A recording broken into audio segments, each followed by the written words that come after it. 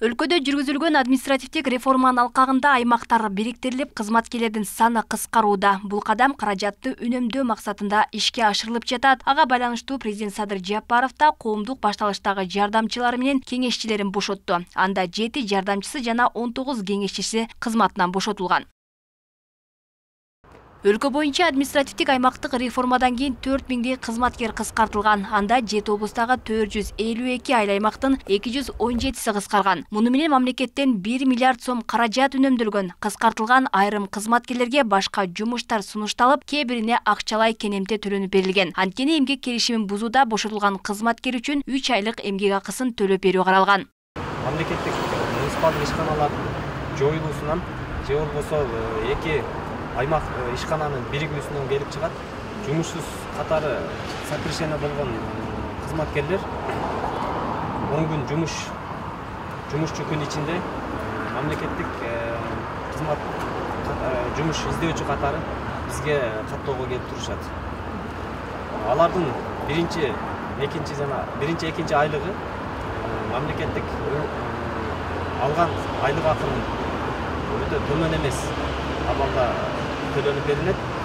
Андан кийинки экинчи, үчүнчү айында алган айынын орточо эмгек акысы менен төлөнүп берилет. Административдик аймактык реформадан кийин Ош шаарынын аймагында 2 эсе кеңейген. Кара Суу районуна караган 2 айыл өкмөт Ош шаарына кошулуп, аларда 26 кызматкер кыскартылган.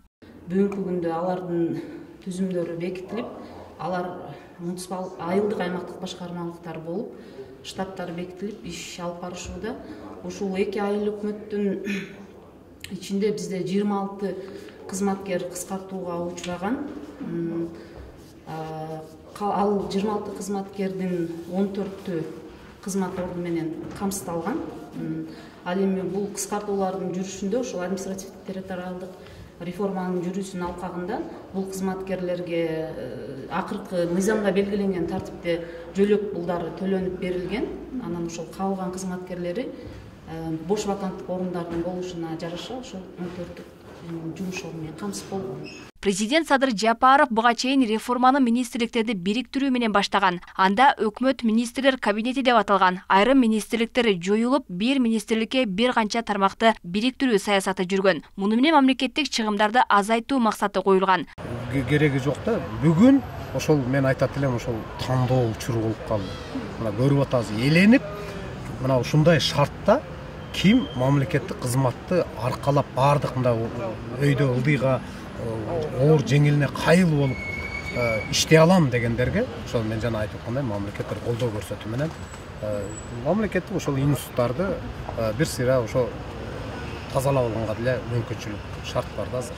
Ал эми административдик аймактык реформалоо дотацияда турган айыл өкмөттөрдүн санын кыскартты дешет. Ирилешип жаткан айыл аймактарда жана шаарларга кошулуп жаткан айылдарда жайыт, үлүш жана башка жерлерине байланыштуу нааразычылыктар жок эмес. Кантсе да бул реформалоо өз жемишин бериши керектигин билдиришти. Анын натыйжасы барып пайдалуу экендигине бардыгыбыз ынанышыбыз керек. Логика өзү ушундай да. Тилекке каршы мына кээ бир учурда айыл өкмөттөр кошулганда аймактык дагы эле баягы келишпестиктер, айылдардын ортосундагы эми баягы айдоо жерлери бар, айыл чарба жерлери бар, үлүштөр бар, анан эң негизгиси жайыт.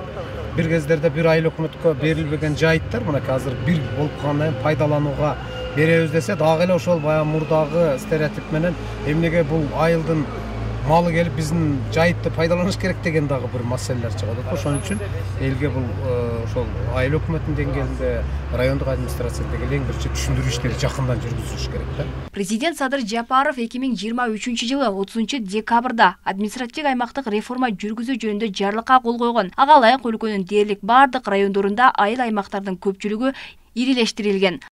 Алмагүл Эрке, Байгызы Белек Мусаев, Ош ТВ.